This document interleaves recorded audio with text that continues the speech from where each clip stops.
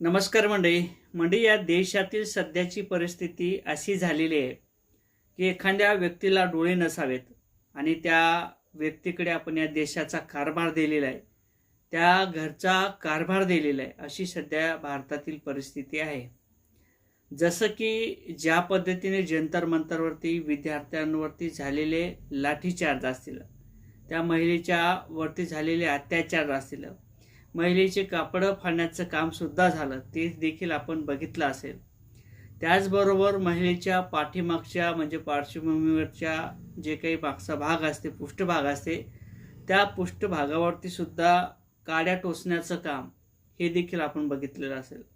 काही महिलाच्या प्रायव्हेट पार्टावरती हात लावलेले हे देखील आपण बघितलेलं असेल. परंतु सध्याची परिस्थिती मी सांगितल्याप्रमाणे एखाद्या व्यक्तीकडे, आंधळ्या व्यक्तीकडे आपण कारभार दिला आणि तो डोळे लावून काय करतो याच्यावरती आपल्याला काही घेणं नाही राहिलं, अशी सध्याची परिस्थिती आहे. खरं तर नरेंद्र मोदी यांच्या आईवरती जे काही मुलांच्या माध्यमातून एका 15 वर्षाच्या मुलीने जे काही विधान केलं, आईवरती शब्दघाण बोलले, हे बोलायला नको होतं. कारण तर संविधान असेल, कायदा असेल आणि आपल्याला काही अटी नियम घालून दिलेले आहेत, त्या अटी नियमाचं आपण पालन केलं पाहिजे. खरं तर ह्या गोष्टी कशा घडल्या, कारण तर जवळपास 75 वर्षात अशा काही गोष्टी घडल्या नव्हत्या. एकंदरीत ज्या मोदी सरकारला, ज्या भाजप सरकारला या जनतेने निवडून दिलेले, हाच तो तरुण वर्ग होता. त्याच तरुण वर्गाने नरेंद्र मोदी असेल, या देशाचे पंतप्रधान नरेंद्र मोदी असेल किंवा महाराष्ट्रातील मुख्यमंत्री फडणवीस असतील, म्हणजेच काय तर भाजप सरकार असेल, याच तरुण वर्गाने निवडून दिलेलं आहे, या शेतकऱ्याने निवडून दिलेलं आहे, या सर्वसामान्य लाडक्या बहिणीने निवडून दिलेलं आहे. परंतु कदाचित या गोष्टीचं भान भाजपला सुद्धा राहिलं नसेल. आणि ज्या पद्धतीने मुलावरती केसेस दाखल झालेले आहेत, जवळपास 7,000पेक्षा अधिक या विद्यार्थ्यावरती केसेस दाखल झालेले आहेत. ह्या केसेस दाखल झाल्यात तर यांनी काही गुन्हा केला नाही. काही एखाद्या बाहेर देशातून हे विद्यार्थी आले नव्हते, ते त्यांच्या हक्काची मागणी किंवा जे काही राजीनामा होता तो मागत होते.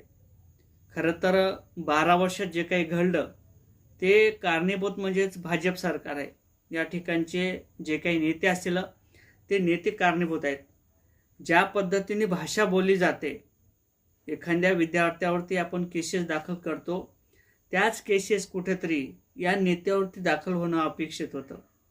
एखादं विधानसभा असेल, राज्यसभा असेल किंवा नेत्यांची भाषा असेल, जीभ घसरण्याचे प्रकार असतील, हे अनेकांनी आपण बघितलेलं असेल.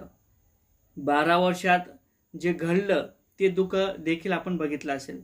नेत्याने ज्या पद्धतीने खालच्या भाषेची टिप्पणी केली, त्याच पद्धतीने या नेत्यावरती सुद्धा केसेस दाखल व्हायला पाहिजे होत्या. शिवाय या केसेसच्या माध्यमातून नसो, परंतु एखादा FIR सुद्धा सादर व्हायला पाहिजे होता. एकाही नेत्यावरती अशा पद्धतीच्या केसेस दाखल झाल्या नाहीत. आणि जे काही जंतर मंतरवरती घडलं, त्या विद्यार्थ्यावरती असे काही गुन्हे दाखल करण्यात आले.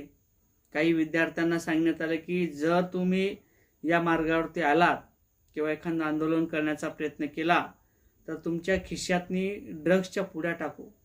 अशा पद्धतीचे विधान पोलीस अधिकाऱ्यांच्या माध्यमातून सुद्धा आपण ऐकले असतील. पुढे त्या अधिकाऱ्यावरती काय केसेस दाखल झाल्या, काय गुन्हे दाखल झाले, त्याला सस्पेंड करण्यात आलं का, हा वेगळा भाग आहे. परंतु ज्या ठिकाणी जंतर मंतरवरती जे काही गोष्टी घडल्या, त्या अनेक पोलिसावरती गुन्हे दाखल केलेत का, असा देखील सवाल आहे. तो सवाल विद्यार्थ्यांचा आहे. ज्या पद्धतीने नीटचे पेपर फुटले, जेईचे पेपर फुटले, अनेक पेपराचं सत्र सुरूच आहे आणि शिक्षण मंत्री असेल, त्याचा राजीनामा दिला गेला नाही, तो विद्यार्थ्यांनी घेतला म्हणून त्या विद्यार्थ्यावरती गुन्हे दाखल झाले. मग संविधान असेल, कायदा असेल, तो राहिला का? नेत्यावरती तुम्ही केसेस दाखल करणार का? आणि ज्या पद्धतीने आपल्या पक्षात, एखाद्या भाजपच्या पक्षामध्ये नेते घेतले जातात, जे काही डिटर्जंट पावडर असेल ते वापरलं जाते आणि तो नेता त्या ठिकाणी शुद्ध होतो, हे सत्र थांबणार का? असे अनेक प्रश्न सध्या विद्यार्थ्यांच्या माध्यमातून, तरुणांच्या माध्यमातून विचारले जातात. खरं तर नरेंद्र मोदी यांच्या आईवरती बोलायला पाहिजेत नव्हतं. जे काही घडलं ते चुकीचं घडलं, परंतु तुम्ही काय केलं असा देखील सवाल आहे. आणि विद्यार्थी या मार्गावरती का आलेत असा देखील सवाल आहे. या सवालाचा तुम्ही उत्तर देणार का आणि तुमचे राजीनामे देणार का?